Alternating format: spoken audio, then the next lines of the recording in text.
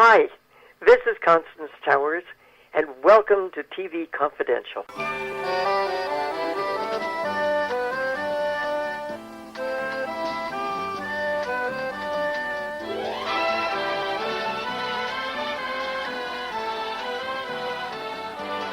Ed Robertson welcoming you to TV Confidential, radio talk show about television that offers its condolences to the family members, friends, loved ones, and fans of Julie Adams. Julie Adams, the actress known to 3 generations of horror movie fans as intrepid scientist Kaye Lawrence in The Creature from the Black Lagoon. Julie Adams passed away this past Sunday, February 3rd, at the age of 92. We were graced with the presence of Julie Adams one day in January 2012. She was kind enough to come by our studio and share a few memories about making The Creature from the Black Lagoon and a few other stories about her long career in stage, film, and television. A career that saw her working with the likes of such stars as Elvis Presley, Andy Griffith, and James Stewart. We will replay that conversation with Julie Adams in our second hour. We hope you'll stay tuned for that. In the meantime, we will begin this hour by welcoming back our friend Geoffrey Mark. Geoffrey Mark, Emmy Award-winning, Grammy Award-nominated writer, producer, performer, author, music, and TV historian and show business, a raconteur. 2019 has been a sad year so far in the world of show business. It is the last day of January as we record this conversation, and we have already lost several icons in music, film, and television, 2 of whom, Kaye Ballard and Carol Channing, Geoff knew personally. We'll ask Geoff to share a few thoughts about these 2 fine ladies. Geoff's many books on music, film, and television include Ella, a biography of the legendary Ella Fitzgerald, which is now available in paperback, and the Lucy book, which I understand Geoff is in the process of updating, and which I also understand Kaye Ballard participated in. We'll ask him about that and more in just a second. But first, Geoffrey Mark, welcome back to our program. It is always so much fun to be on with you, sir. It's always fun, although there is a tinge of sadness as we have this conversation because, as we mentioned in our open, I know you were very good friends with Kaye, and I know that you knew Carol, but on behalf of our listeners, I'm sorry for your loss. Well, let me tell you, and I'm always honest with our friends out there, I've lost 6 friends in the last 3 weeks, all of whom were in show business. Kaye and Carol were the most famous of the people, and I also lost my soulmate of 47 years 2 weeks ago. Mm-hmm. So it's been a very, very sad time for me. This isn't going to be a sad interview, folks, but we're just being honest that Yes. There's been an awful lot of loss. And as we've talked about this on the program, whether you're fortunate enough to know some of these people or whether you're simply a fan of these people, time stops for nobody. And as we get older, they get older. And even though they may go to the great big stage in the sky, their body of work is there for us to continue to enjoy and remember them for. Yes, and it's amazing in Kaye's case and in Carol's case that both of them were performing into their 90s. Both of them had their marbles into their 90s and were still able to contribute to the business. My partner did what you do. He was a radio interviewer and drive-time disc jockey, and he didn't get that chance. He wasn't able to pursue his career. Health sidetracked him in his 50s. But for Kaye and for Carol, it's amazing that they were able to get up on a stage and still make everybody happy. How did you first cross paths with Carol, and how did you first cross paths with Kaye? Goodness. I first met Carol, back in the 1970s in New York. Carol was very open to young people in the business. There are wonderful people in show business, icons, who are very good to young people. Steve Allen, Milton Berle are 2 who come to mind immediately. And Carol just adored anyone who had talent and an enthusiasm for show business. So I first met her back then. I became closer to her in the last 10 years living in the same town with her. And our paths would cross and we would socialize and that kind of thing grew, but I knew her for a long time. Kaye I met in the 1990s. I was working on the Lucy book, and Kaye gave me dozens and dozens and dozens of hours of her time to really, really, really not only talk about Lucille Ball and Desi Arnaz, what it was like to work with them and for them, but to give me a really good critique of comedy and her perspective on their humor, which was very, very valuable. I think each woman in their own way was very gracious. I think Carol was the happier of the two ladies, personally, but both of them were very lovely to me in my home and I in theirs, and it's a loss. It's a loss personally, and it's a loss to everybody in show business. Carol Channing was a complete original. There is no one you can point to and say, oh, there's another Carol, or that's where Carol came from. There was just one. That's why she's such an icon. There is just one Carol Channing. There is only one Geoffrey Mark. Geoffrey Mark, showbiz raconteur, author of such books as The Lucy Book and Ella, a biography of the legendary Ella Fitzgerald. Geoffrey is here to share a few thoughts about his friends Kaye Ballard and Carol Channing. And you mentioned the word original, and I never had a chance to meet Carol. I had two sort of once-removed experiences.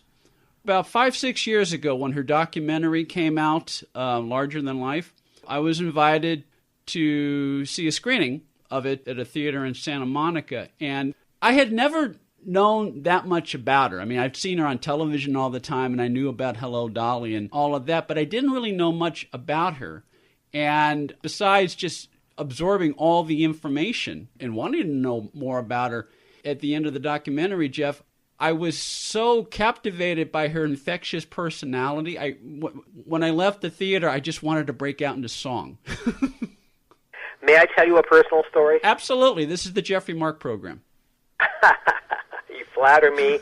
Don't stop. Several years ago, Carol and her husband, who has since passed, were raising money to bring music back to elementary schools. And they did a charity function out here in the California desert. And they invited, I don't know, a dozen or so celebrities to be a part of it, to lend their names, perform. I was one of the people that got invited. And the only other things about this story you need to know is that it happened to be my birthday. Mm-hmm. And my mother, with whom I've had a very contentious relationship, happened to be visiting. And Carol knew that my mother and I had a hard time together. So I bring my mother to this event, and it didn't matter who I introduced her to or what I accomplished. She just didn't care about my career. But you could see she was awed by meeting Carol, but didn't want to show it. And I didn't want to talk about Hello, Dolly or Gentlemen Prefer Blondes. I brought up Carol's amazing Las Vegas nightclub act. And in it, she did this bit called Cecilia Sisson. Mm-hmm. And I am overemphasizing the S's because the whole point of the comedy bit is that Carol could pronounce all those S's with a whistle. Every S sound comes out as a whistle. Yeah. And she's a silent screen star who doesn't understand why they won't let her be in talkies. And it's very, very funny. And I mentioned it and how much I enjoyed it. And my mother said, well, I've never heard of that. Well, Carol takes my mother's face in her two hands and puts her nose about an inch away from my mother's and stands there and performs, word for word, the entire Cecilia Sisson bit, which takes about 5 minutes, mm-hmm. and is like winking at me out of the corner of one eye like I should know what she's doing. And my mother is left just nonplussed by the whole thing. And my mother pulls me aside later and said, Carol Channing really thinks you have talent. As if this was a brand new idea. It was the only time she believed that I might actually be somebody in show business because Carol Channing said so. And for Carol to get in her face, mm-hmm. to both please her and to also wink at me like I'll fix her wagon.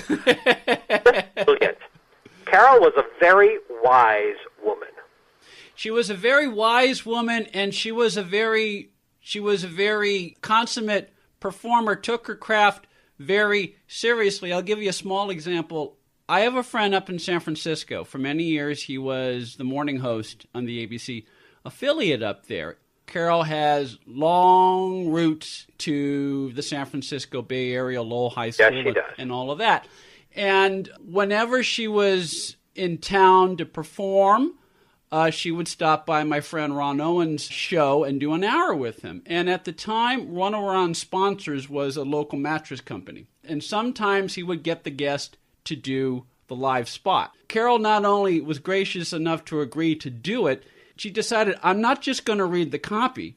I'm going to think about this because, your job is to try to sell the product. And so if you heard the bit, it's supposed to be a 60-second spot, but it took close to 5 minutes because Carol kept breaking it down and saying, okay, what does this mean? Oh, 30%. That's really good. So Ron's trying to speed it up, and Carol finally said, no, if you're asking me to do this, I want to take my time because I want to sell this for you. It's really, really funny, but in a way that kind of summed up who she was as a person and as a performer. I think iconic performers have a public persona that is so unique and original to themselves. It's why we can never forget them and why we continuously seek out their performing. Kaye Ballard also was an original.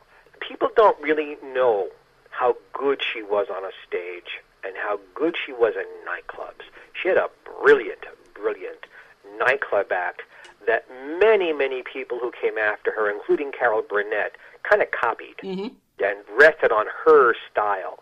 It's that one-of-a-kind quality. They could say things, words could come out of their mouths that were hysterical, that wouldn't be hysterical coming out of your mouth or my mouth. That's what makes them one of a kind. Geoffrey Mark is with us. Geoffrey Mark, author of such books as The Lucy Book and Ella, a biography of the legendary Ella Fitzgerald. Geoffrey is sharing a few thoughts about his friends Kaye Ballard and Carol Channing. And going back to Kaye, I hadn't thought of the direct line between Kaye and Carol Burnett, but now that I think of it, like Carol, Kaye could sing a big tune, she could sing a ballad, and she could tell a joke. And I hadn't realized that Carol was influenced by her. I think all of those female singing comedians of the 50s and 60s, maybe even the early 70s, were influenced by Kaye. Kaye was there first. Alice Pierce, Charlotte Ray, Carol Burnett, all of those women who did that kind of an act. Kaye did it first. She was brilliant at it. Kaye, if you had to say something negative about somebody after they passed, Kaye was not as happy as Carol was.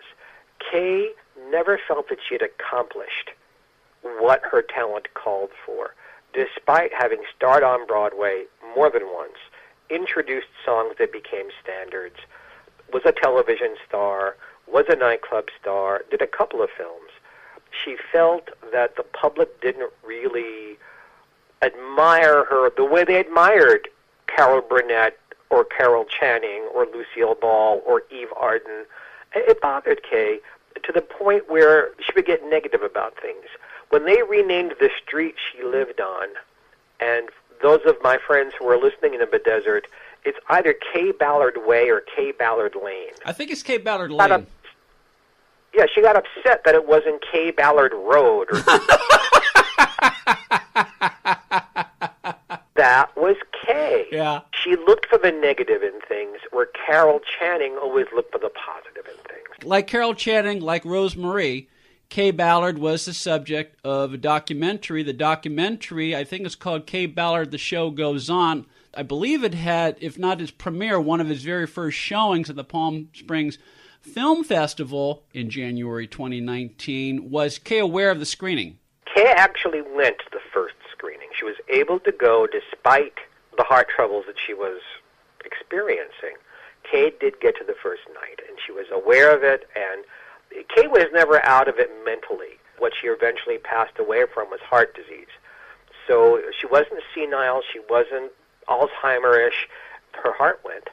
In fact, I couldn't make it. I couldn't make the screening. And I called the house the next day to say, how did it go? And the nurse answered. And that's when I thought, nurses are there around the clock. Yeah. this is not good.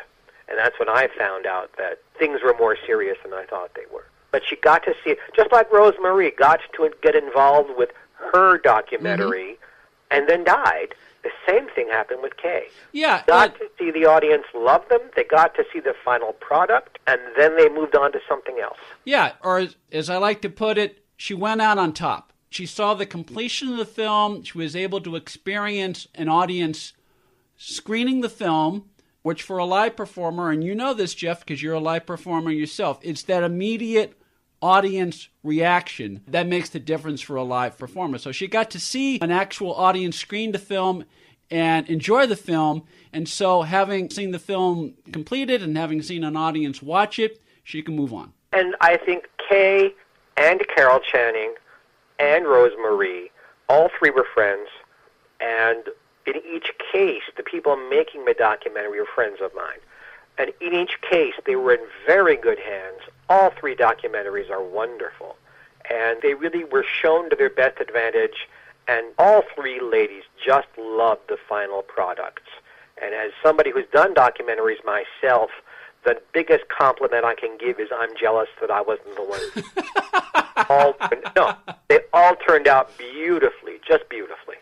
On the line with us is Geoffrey Mark, showbiz historian and the author of such books as Ella, a biography of the legendary Ella Fitzgerald, everything you wanted to know and more about the First Lady of Song. James Gavin, award-winning biographer of Lena Horne and Chet Baker, says that both Ella the woman and Ella the vocal legend are brought to life vividly, insightfully, and movingly in Geoff's book, while legendary announcer and jazz radio host Randy West says that Ella, a biography of the legendary Ella Fitzgerald, is an authoritative compendium that will remain the last word on Ella Fitzgerald. Ella, a biography of the legendary Ella Fitzgerald, is available in bookstores everywhere. It's also now available in paperback as we speak, just in time for Black History Month. And when we say paperback, we don't mean some little itty-bitty paperback. We mean it's the same size as the hardcover.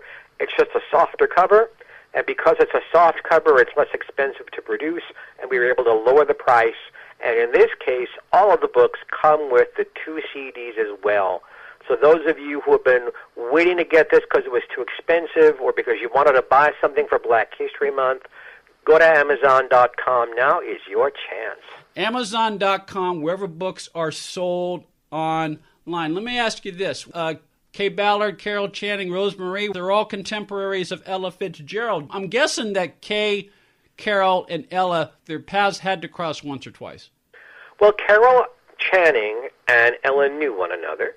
In fact, Carol Channing, one of the last things that she did publicly in any kind of way was that she gave me a quote. I start my book with what Carol Channing says about Ella. Mm-hmm. So they were contemporaries because when you're that big, when you're the best at what you do end up on television shows or at charity events together. I know that Rosemarie and Ella knew one another because they did radio together in New York in the 30s and knew each other from Las Vegas.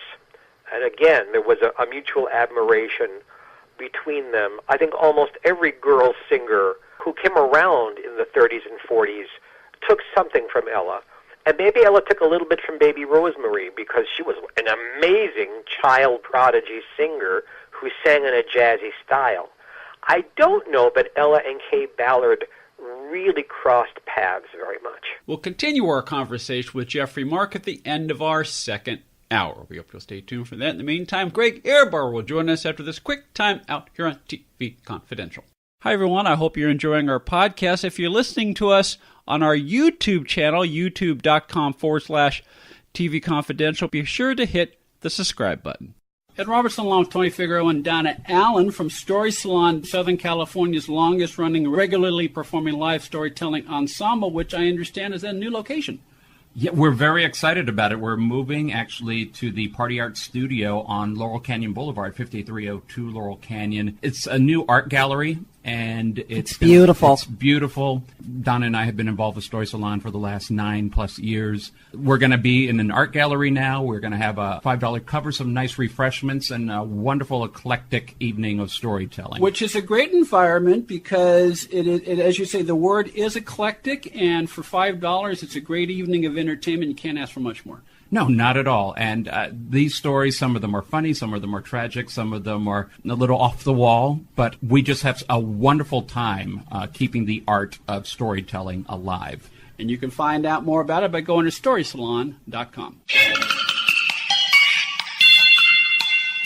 Accredited by Guinness World Records, welcome to Archival Television Audio Incorporated, a peerless TV soundtrack archive, preserving the audio from television's first 3 decades, the 1950s, 60s, and 70s, the golden and silver age of television. For more information, go to atvaudio.com.